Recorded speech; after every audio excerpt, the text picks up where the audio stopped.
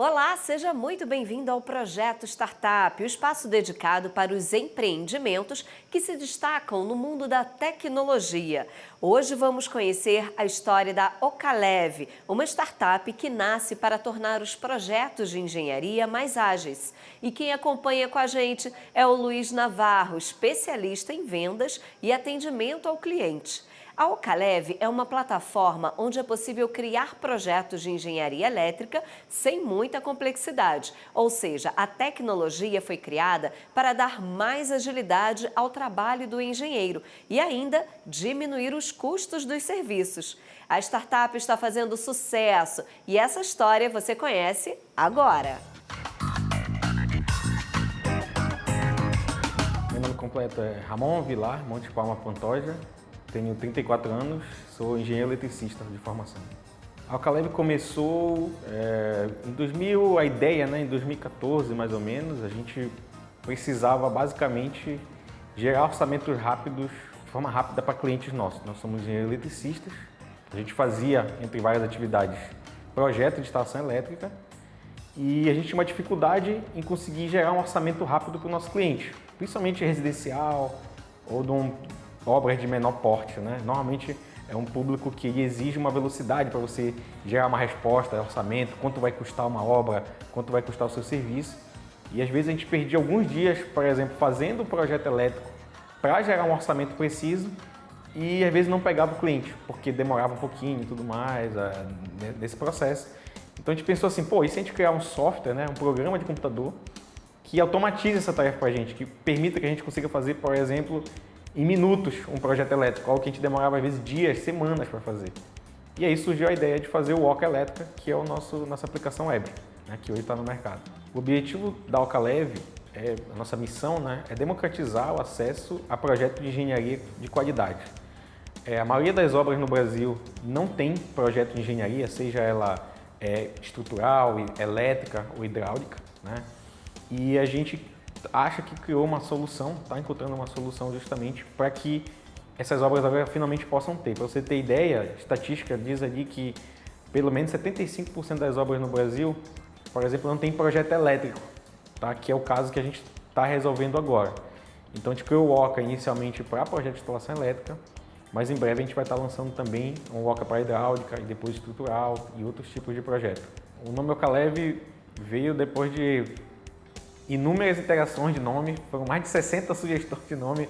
Escolher o nome de empresa não é fácil, E depois de muito debate, foi mais de um dia de tentativas, a gente decidiu, a gente tinha o objetivo de ter um nome que fosse fácil meio que de lembrar, que pudesse internacionalizar, Digamos assim, que fosse uma coisa que desse para falar em outro país.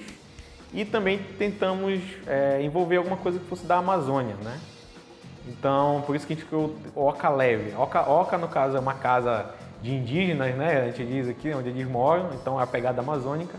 E o leve vem da palavra leveza mesmo, de leve, porque a gente queria que a experiência de fazer uma casa fosse leve. Então, o site, foi criado com essa proposta. E o nome adequou muito bem, um site que fosse fácil de fazer a sua casa. Começou com o projeto elétrico, mas como eu falei, a gente quer expandir para outros tipos de projeto. Então, vem de Ocalev, uma casa feita de modo leve, Vamos dizer assim.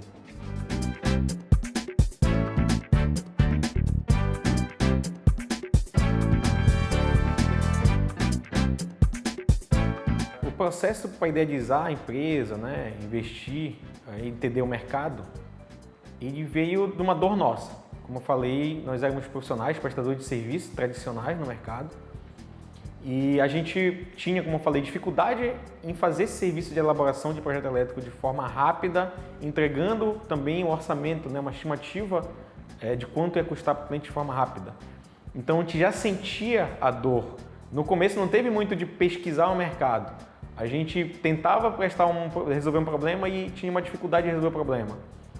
Então a gente percebeu, talvez se a gente criar um produto nessa área, justamente que agiliza a elaboração do projeto elétrico e com orçamento, talvez ele tenha uma atração. E aí sim, começou um processo um pouco de estudo, fomos atrás de documentação oficial, pesquisas de mercado um pouco, encontramos, algumas associações brasileiras fizeram esses estudos, aí vimos os números, por exemplo, No Nordeste e Sudeste do Brasil, pelo menos 75% das residências sem projeto elétrico, por exemplo, é um número muito grande.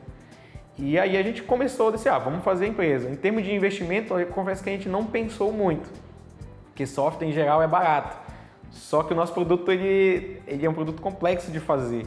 Então a gente estimava que fosse demorar pouco tempo para colocar uma coisa no ar, demorou quase 2 anos. Então a gente, digamos assim, errou completamente a estimativa de investimento. Mas a gente financiava a empresa com serviços que a gente prestava em paralelo ao desenvolvimento do produto. Então a coisa meio que equilibrava, com muita dificuldade, mas equilibrava.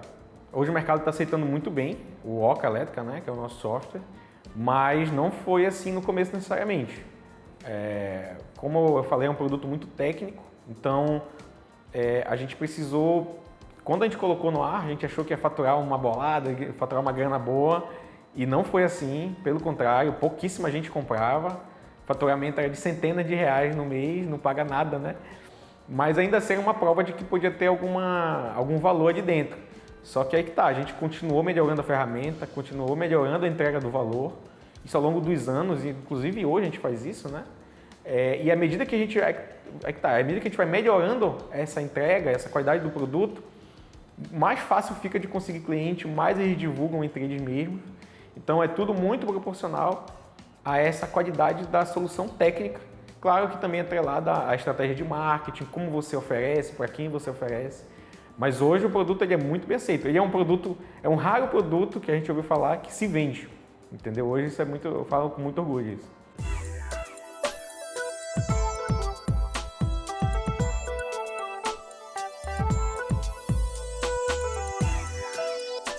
Atualmente, a gente oferece basicamente o acesso, né, ao licenciamento ao software. É basicamente essa a nossa entrega no momento. E isso é importante até para ter foco, né? A gente consegue concentrar basicamente em uma entrega de valor que permite que a gente maximize sempre essa entrega, né? Isso é bem interessante em startup. Só que, assim, paralelo à entrega do produto, do software que os usuários usam online, a gente também tem nossa equipe de suporte, né, que tira dúvidas, né, relacionadas ao produto, à parte técnica, e às vezes, eventualmente, até faz uma espécie de mini consultoria informal ali, nada muito sério também, porque não tem como fazer uma consultoria no modelo atual, que a gente ajuda o nosso cliente a conseguir o sucesso no objetivo dele, que normalmente justamente é elaborar um projeto, conseguir fazer um orçamento. Então a gente tenta dar o apoio que ele precisar nesse sentido da forma mais rápida e objetiva possível. A gente não pode perder muito tempo nesse atendimento.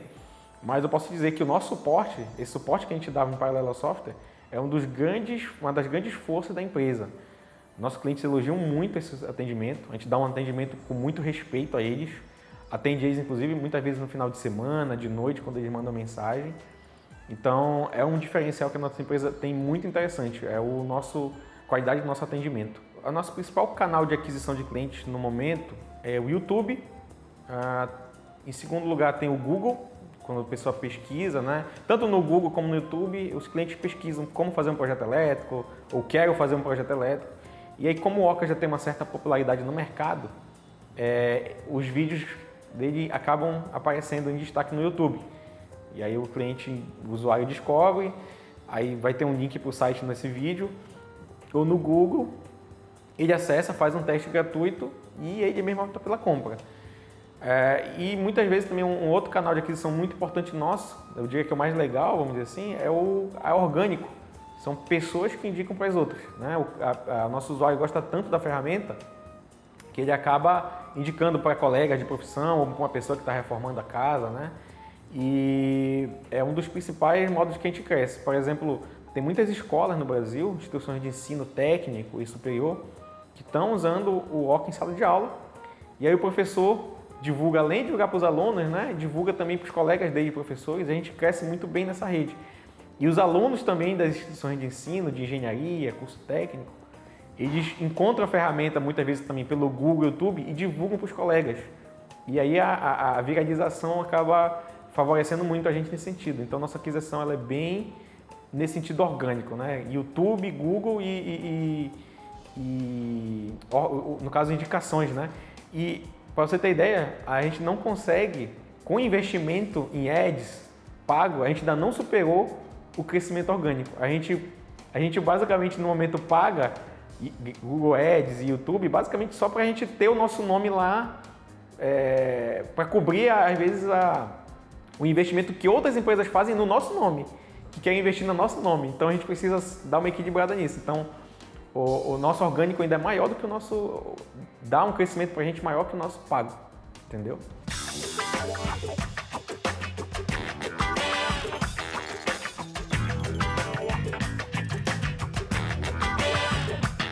A mensagem para quem está querendo abrir uma startup, né, uma empresa, eu acho que você tem que realmente querer resolver o problema. É uma coisa bem básica, né? Você tem que estar realmente muito disposto. Aquele problema de tem que te incomodar, no nosso caso nos incomodava, ou você tem que se sensibilizar muito com o problema que o seu cliente tem, que às vezes não é o seu. Então você tem que acreditar que você vai poder resolver esse problema de uma forma que ninguém está resolvendo ainda. Tá? Em startup, essa parte da inovação é muito importante, né? Você tem que ter muita fé no que você vai fazer, tem que acreditar, porque as dificuldades são enormes, a quantidade de porrada que você leva é muito grande, né? A quantidade de nãos que você recebe é muito grande, você meio que tem que se acostumar com isso. Mas você tem que valorizar cada sim que vai receber e ver que ali pode ter um valor, né? Você tem que também, você acaba amadurecendo muito rápido, você acaba aprendendo o que pode ser um caminho bom ou um caminho ruim. Mas a realidade é que esse aprendizado ele envolve muita prática, então você vai ter que estar disposto a entrar de cabeça nisso, a apanhar, né, como eu falei, a praticar. E uma coisa legal do empreendedorismo, uma coisa que é boa e é ruim ao mesmo tempo, mas na verdade é boa, é que ele não tem muita regra. Cada empresa que faz sucesso ou que fracassa, ela faz sucesso ou fracassa por diferentes motivos, né? E o perfil dos empreendedores também, ele varia muito. Você fala com um empreendedor num lugar, ele é de um jeito. Você fala com um empreendedor de outra área, é de outro jeito completamente diferente. Então, eu mesmo, quando eu era mais novo, eu achava que eu não tinha perfil de empresário. Eu queria ser só engenheiro, vamos dizer só, né, entre aspas, engenheiro. Só que a verdade é que, como eu falei, o empreendedorismo permite que qualquer pessoa quase consiga suceder na área. Se tiver, no caso, um pouquinho essa veia empreendedora, essa veia de, como eu falei, querer resolver um problema, que é o básico, né? Mas em termos de perfil, não existe muito esse negócio do perfil, você tem que ser vendedor, ou você tem que ser de marketing, ou você tem que ser só produto. Esses diferentes perfis conseguem ter sucesso. Aí você tem que entender como que esse seu perfil atual de empreendedor encaixa para fazer sucesso no problema que você quer resolver. Acho que isso é muito importante.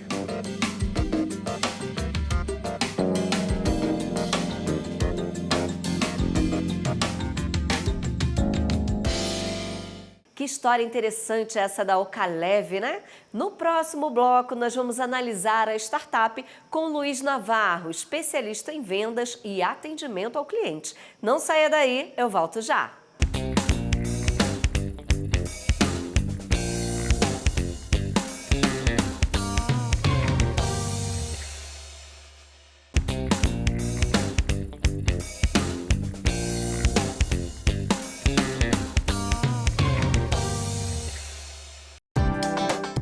Estamos de volta com o Projeto Startup. No primeiro bloco, você conheceu a Ocalev, uma startup que desenvolveu tecnologia para tornar a vida dos engenheiros elétricos mais tranquila e ágil. Para analisar esse modelo de negócio, nós convidamos Luiz Navarro, que é especialista em vendas e atendimento ao cliente. Oi, Luiz, seja muito bem-vindo. Olá, Camila, obrigado pelo convite e interessante estar aqui, obrigado, viu? Nós que agradecemos a sua presença hoje aqui para analisar esse modelo de negócio, né, essa startup junto com a gente. E Luiz, eu começo te perguntando, o principal objetivo de uma startup é solucionar problemas por meio do desenvolvimento de tecnologia, né? Com a Ocalev não foi diferente. E para descobrir uma dor é necessário estar envolvido diretamente na atividade ou é possível perceber uma oportunidade do lado de fora apenas com observação? Olha, essa pergunta é muito interessante, Camila. É possível, sim, do lado de fora, enxergar essas oportunidades, mas mesmo estando lá de fora, tem que haver um estudo muito grande das pessoas, né? Então, o sucesso de uma startup está exatamente nesse detalhe de entender profundamente as pessoas. Então, eu sempre digo que a gente que inicia uma startup, a gente deve ser apaixonado pelos problemas das pessoas, né? Então, essa é a fórmula do sucesso para qualquer empresa, principalmente para uma startup. E os desenvolvedores da Ocalev, eles perceberam que havia espaço no mercado para a tecnologia deles, né? Foi uma junção entre a necessidade de agilizar os próprios projetos de engenharia elétrica com a carência do mercado. É comum, Luiz, encontrar tecnologias que foram pensadas para uma única finalidade e ser consumida por diferentes nichos do mercado? É comum, inclusive, por exemplo, né? A gente conhece a Ocalev e ela é uma plataforma voltada para engenheiros eletricistas, mas também não só engenheiro eletricista. Eu já vi arquitetos utilizando, porque a gente tem um convívio aqui muito grande com arquitetos, com engenheiros, com eletricistas também.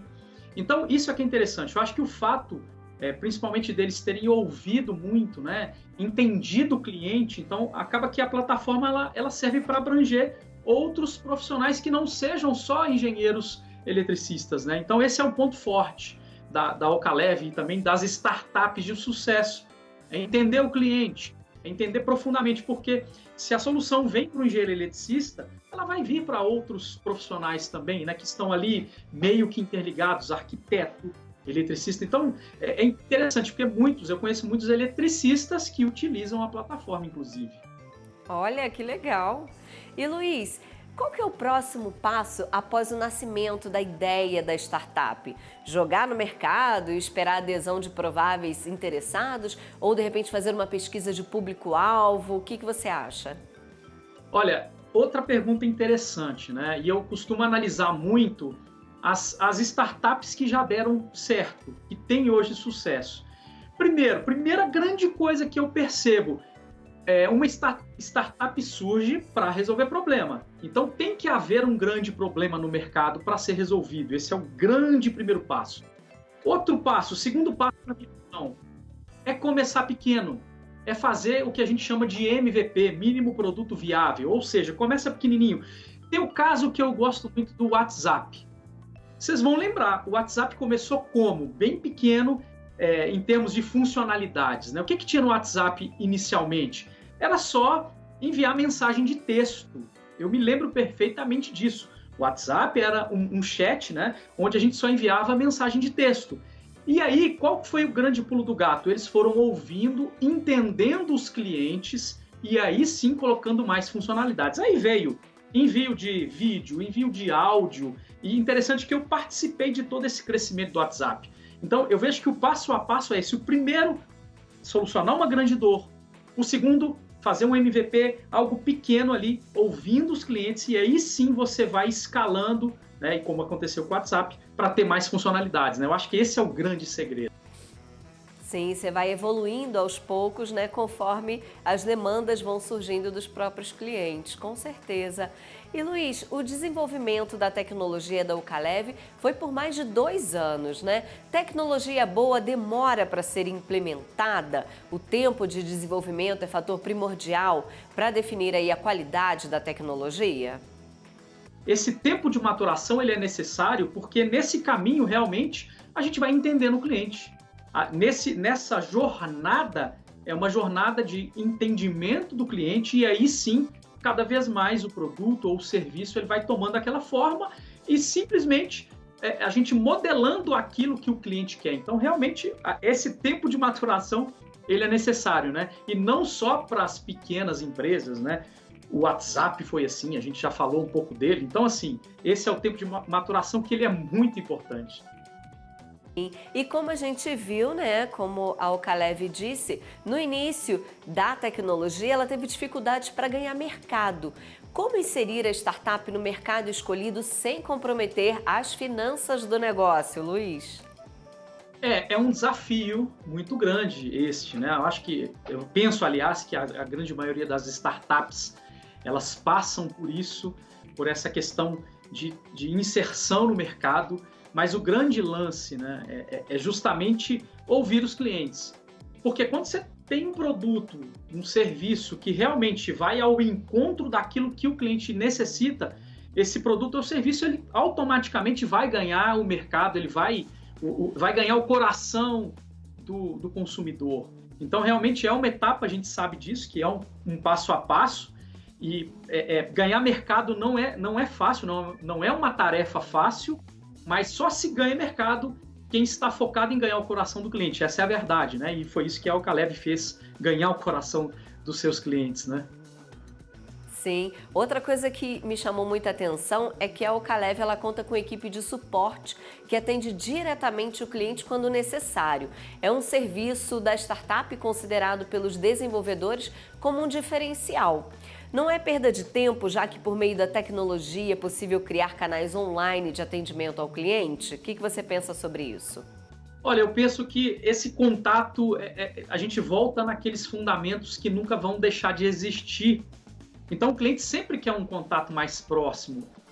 Até se a gente for pensar nós mesmos, né? Quando a gente quer solucionar um problema, quer tirar uma dúvida de um produto ou serviço, e a gente não tem onde recorrer, não tem um telefone, não tem um WhatsApp, então isso é péssimo.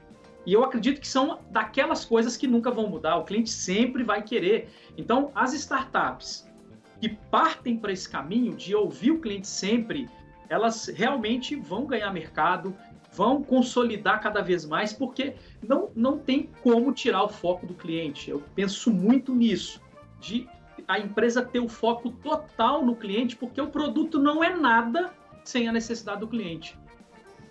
Isso é verdade. E Luiz, o marketing digital é indispensável, né, para quem trabalha com tecnologias online atualmente? Exatamente. O marketing digital, na realidade, ele é o marketing raiz, eu chamo de marketing raiz, que foi se adaptando para a nossa era digital, né? E esses fundamentos do marketing raiz a gente preserva utilizando ali no meio digital, mas ele é extremamente importante, né? Então, hoje, quem não está nas mídias sociais, quem não coloca o rosto nas mídias sociais, realmente tem até uma frase, se eu não me engano, do Bill Gates. Ele falou, olha, daqui a pouco vão existir alguns tipos de empresa, né? Umas que estão na internet e umas que vão deixar de existir, mais ou menos assim a frase dele. Então, é fundamental que as empresas apostem realmente no marketing digital. Sim. E Luiz, como atrair investidores durante a fase de desenvolvimento da tecnologia? Ok, esse é um ponto crucial. E eu sempre gosto de usar exemplos. E uma vez eu estava numa palestra do João Kepler, que é o maior investidor anjo da América Latina. Olha só que interessante o que ele disse lá pra gente.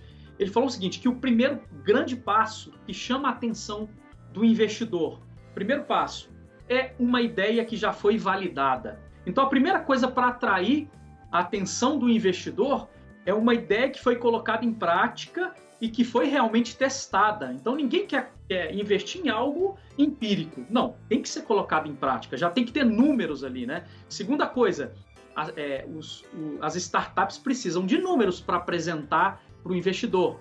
Outra coisa também, ninguém quer investir em algo que não tenha número. Ah, mas quanto que você fatura? Como é que é o seu break-even? Ou seja, informações que a gente que está no meio de startup já tem que conhecer mesmo, né? E outra coisa que ele disse, a terceira coisa, é que ele falou justamente por estar inserido nesse meio de investimento. Ele disse o seguinte, que ele não investe em nenhuma empresa que não tenha o foco total na empresa. Ou seja, empreendedores apaixonados por suas empresas. Então, pelo menos ali, 3 detalhes que eu ouvi desse grande investidor e que serve também de exemplo para nós. Como é que a gente deve preparar as nossas empresas e startups para receber investimento? Sim, Luiz Navarro, adorei nosso bate-papo. Obrigada pelas dicas, pelos insights aí que você deu para os nossos telespectadores. Muito obrigada por sua participação. Camila, eu que agradeço. Um grande abraço aí para todos vocês. E o Projeto Startup fica por aqui, mas olha, eu te espero na próxima semana. Não deixe de acompanhar a programação do canal Empreender, que você sabe, né? Assistir é sempre um bom negócio. Tchau!